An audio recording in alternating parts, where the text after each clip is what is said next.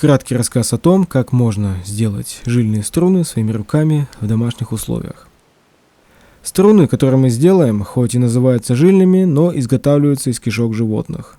Для современного городского человека самый доступный способ раздобыть материал для струн – это купить натуральную оболочку для колбасы. В нашем случае это оболочка из бараньих кишок длиной 15 метров. В упаковке кишечные оболочки были присыпаны солью. Сначала я достал их из упаковки и промыл от соли в воде. Обратите внимание, что кишки аккуратно завязаны узлом. После того, как вы развяжете узел и начнете полоскать кишки, постарайтесь не спутать их. Они очень трудно распутываются. Отнеситесь к этому серьезно, чтобы сэкономить свое время и силы. Так как кишки для изготовления колбас уже максимально очищены производителем, то мы можем, в общем-то, приступать к изготовлению струн. А вот изготовление струн из необработанного материала намного сложнее и предполагает вымачивание в щелочном растворе, очищение от жировых тканей, мышечных и слизистых оболочек, которые могут помешать склеиванию коллагена во время высыхания струн. К сожалению, в моей упаковке 15 метров кишок были разделены на 3 части.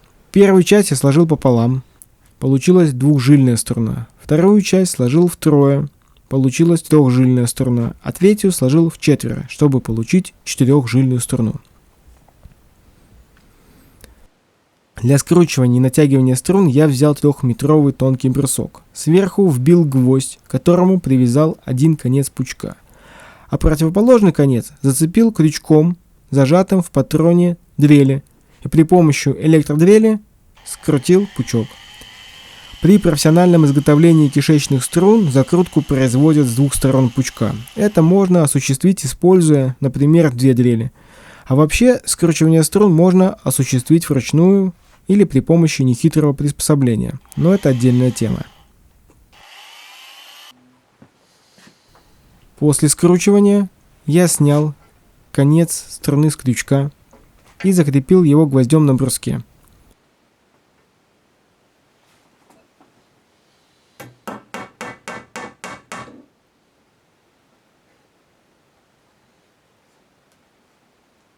В таком положении я оставил струны сушиться.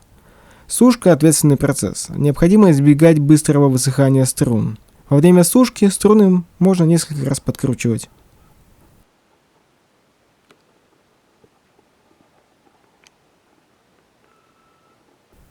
Через 15 дней я снял струны с бруска. На самом деле можно было уже снимать через 7 дней, но я решил подождать чуть больше. Чтобы поверхность струн была гладкой, ее можно отшлифовать при помощи мелкозернистой наждачки или аналогичного абразивного материала. После этого струны можно устанавливать. Эти струны я установил на реплику пятиструнных лирообразных гуслей XI века.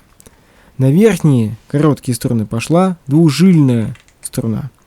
На нижнюю, самую длинную, пошла четырехжильная, самая толстая струна.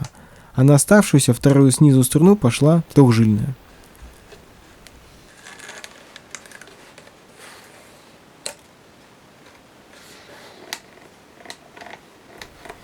Если у вас есть опыт изготовления кишечных струн, то напишите об этом в комментариях.